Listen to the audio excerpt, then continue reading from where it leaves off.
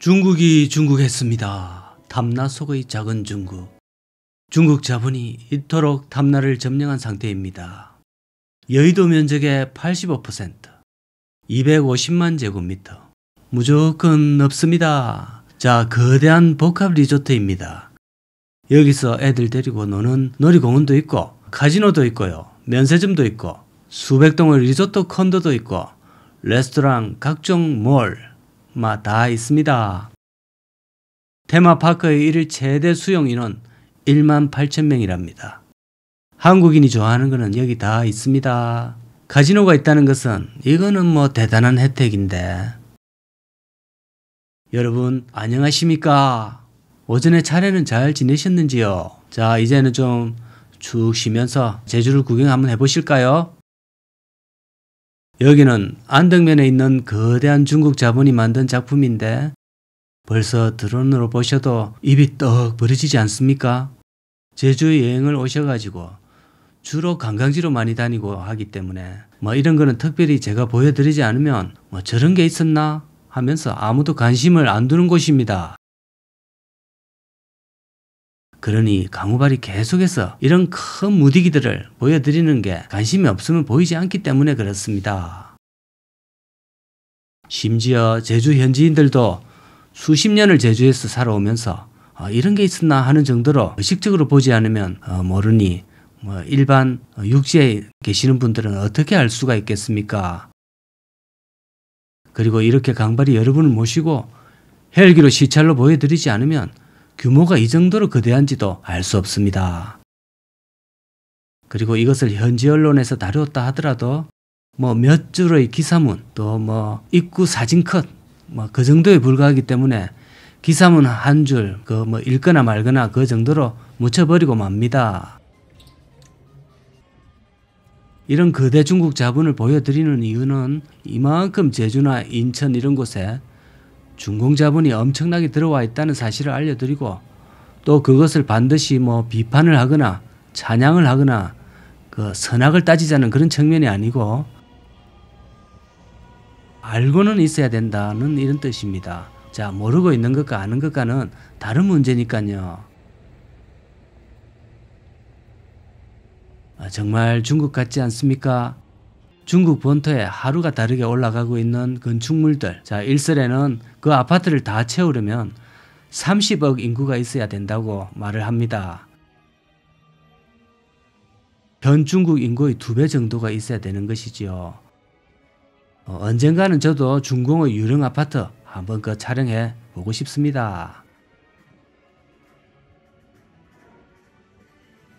중국 자본의 문제점이라고 한다면 본국의 경제성장 방식이었던 새로운 가치를 창출하지는 않고 부동산 공구리 몰빵 정책이 남의 나라 국토까지 점령을 하면서 하려면 또 끝까지 완공이라도 하든지 수없이 많은 폐 건물만 양산해 놓고 마무리도 하지 않고 방치하는 경우가 많기 때문에 아름답고 강활한 제주의 자연환경을 파괴만 하고 복구도 안 하고 이렇게 망치고 있습니다.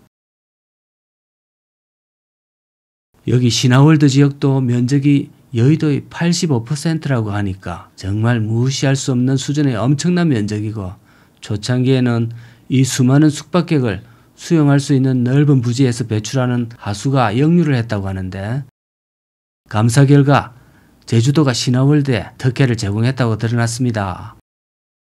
환경영향평가 협의 중에 인구에 맞는 오수량을 제대로 예측하지 않고 대충 하다가 보니까 그런 문제가 되었는데요.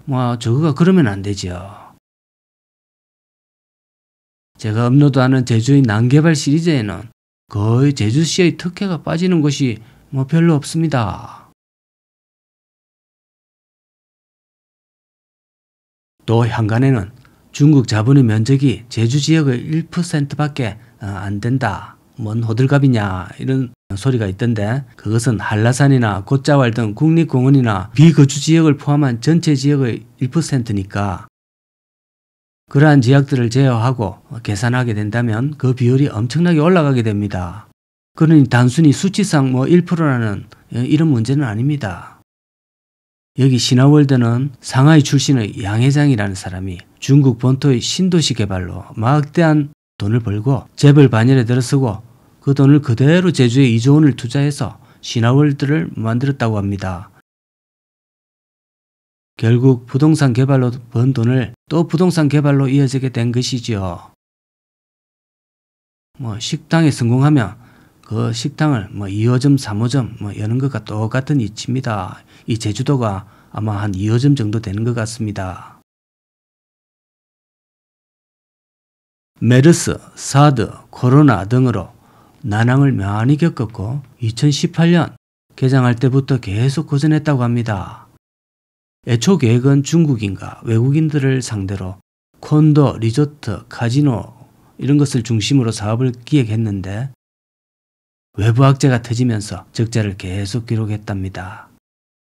그러다가 전략을 완전히 바꿔서 한국 고객들이 무엇을 좋아하는지 연구해가 숙박, 레저, 식음, 쇼핑 이런 걸 다 뜯어고쳤다고 합니다.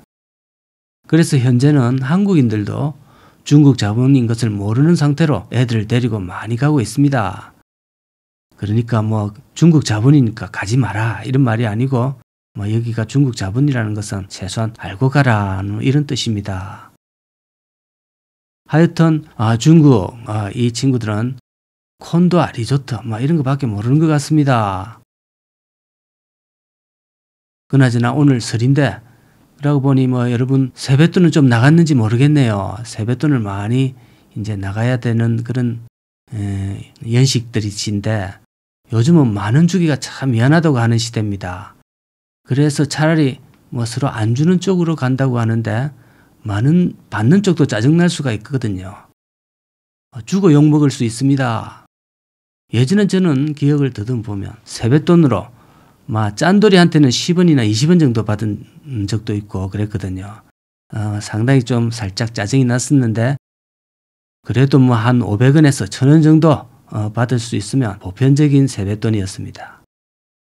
그 정도 한 서너 명한테 한 돈 1000원씩 받아주시면 좀 남는 게 많았습니다. 이제 그 돈으로 주로 문방구에 가서 포금탄을 사서 그날 온 동네 하약 터지는 소리와 하약 냄새가 동네를 진동했습니다.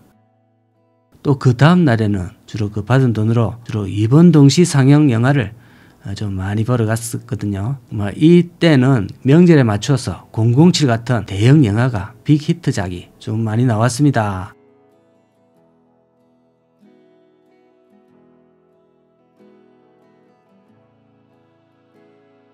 자, 로저 무어나 007, 숀 코네리 같은 배우가 나왔던 007 영화 명절 대목을 노리고 상영을 해주었는데요. 이건 살짝 비쌌기 때문에 이번 동시를 가느냐 아니면 1,500원을 주고 상영관에서 한 편을 보느냐 상당 갈등을 겪었던 기억이 있습니다.